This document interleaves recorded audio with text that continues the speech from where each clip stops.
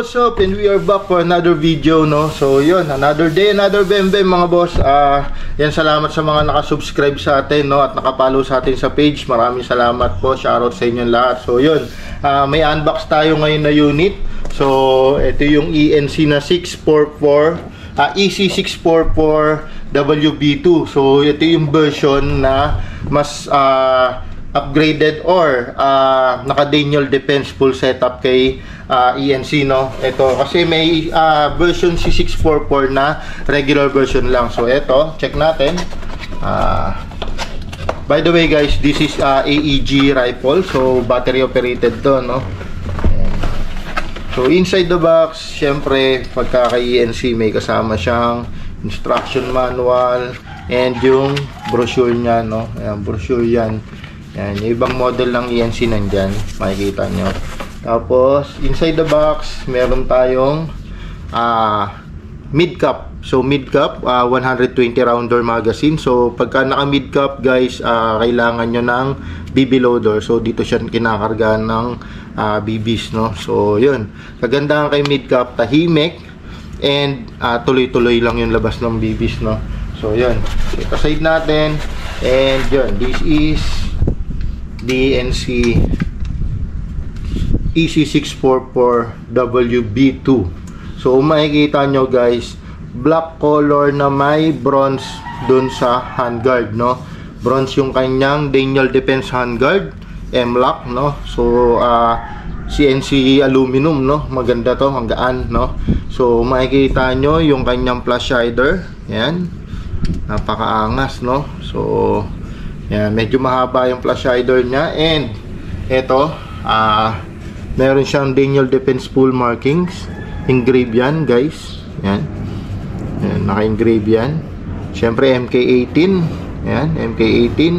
Naka Daniel Defense na grip, polymer grip.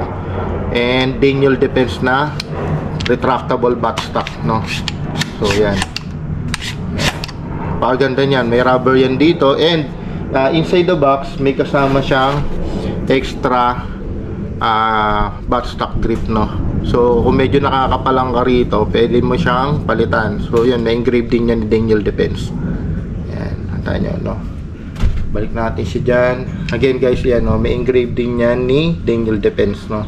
So full metal ano siya, unit. Upper receiver and lower receiver is metal. Again, yung grip niya is polymer, metal trigger. Ang ganda na nung kanyang trigger guard, no? Naka-round na metal din. So, meron siyang ayan, working charging handle. Naka-rotary chamber na rin siya, ENC rotary chamber. Meron siyang working na bolt release. So, pindutin natin yung bolt release. Yun, sarado. Kung makikita nyo pala, yung kanyang cover is black na, no? Tapos naka-reinforced internals na rin to. May kasama siyang front and rear sight flip up sight. So yan, so yan, front sight and rear sight, no, na naka-flip up. So yun, napakaganda nito, napakagaan, no? So battery operated siya. So gagawin natin is iko-chrono natin siya guys. Ano, napaka-astig na itong unit na to. Ang ganda pa ng colorway niya, no? Kasi bronze tong harapan. Tapos full black na siya, no? So yun, ito yung kanyang switch. So safe, semi and full auto. Tapos ito yung kanyang mag release, no? And may kasama na rin siyang swivel, butterfly swivel for your sling attachment, no? So yun guys, i-chrono na natin. So retract lang natin to. Yan, retract lang natin yan. Tapos pull down. Yan, so pull down to. Tapos yun, matatanggal nyo na yan, no?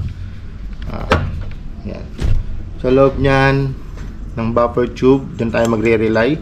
Kasama ang kasya sa kanya is Tutsi type battery, no? So yan, pasok muna natin, medyo mahaba siya. Yan.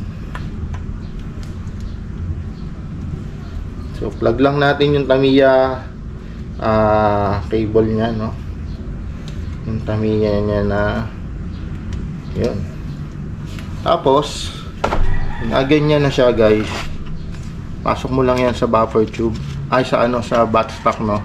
Tapos pull down mo lang din to. Ayan, para pumasok siya. Ayan. Tapos retractable yan into 5 position, no. So ayan. Check natin, puputok. So yun, puputok na. No? So yun, chrono check natin sa 0.20. Lagyan natin ang magazine, no. Yan. NM4 magazine, di naman maselan si ENC sa mga magazine, no. So sama kayo dito sa ating mahiwagang chrono. So check natin yung FPS niya out of the box sa 0.20. So yan.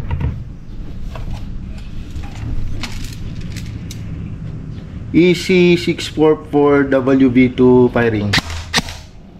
So, 436 out of the box. No? 436 kita, no? Yan.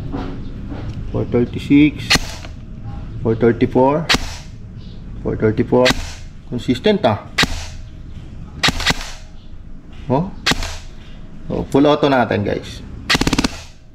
Grabe, consistent, Almost 17 ang ROF. So, ready na to, no? Sa panglaro. No? Ayan, no? Ganda, consistent. Diba? So, yun. Consistent, no, guys? Okay, ano natin? Balik tayo dito. Ayan. So, yun. Very consistent, no? Ayan. Very consistent yung unit, no. So halos karamihan ng game site dito sa atin 450 yung limit sa assault rifle, no.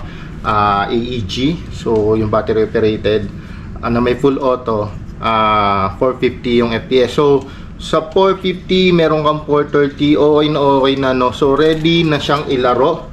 Naka-safe naman yan, guys. Tanggalin na rin natin yung mag. Tapos yun nga, pag nakuha na natin yung bibis na nalaglag, fire. O yun, may bala pa. Hanggang sa yun, clear na yung chamber, no. So yun, 430 FPS, 436 FPS out of the box. Pwede mo na siyang ilaro, no. Upgrade naman is sky's the limit. Pwede mong i-upgrade to ng talagang kung ano yung gusto mong i-upgrade, no. So yun, again guys, this is the Daniel Defense EC644 WB2, kasi meron tayong WB1, no. 644, EC644, no. So naka Daniel Defense din yun na handguard, pero magkaiba sila ng grip, nung engrave sa receiver, magkaiba, no. So ito yung talagang full Daniel Defense version, no. Yan. So yun. So yun guys, maraming salamat sa mga nakasupport sa atin. Marami pa tayong videos na i-upload, kaya please do follow our page, Savage Airsoft PH, and sa YouTube natin, Savage Airsoft. Please hit the notification bell para updated kayo palagi sa mga videos natin. Maraming salamat, shoutout sa inyong lahat. Thank you.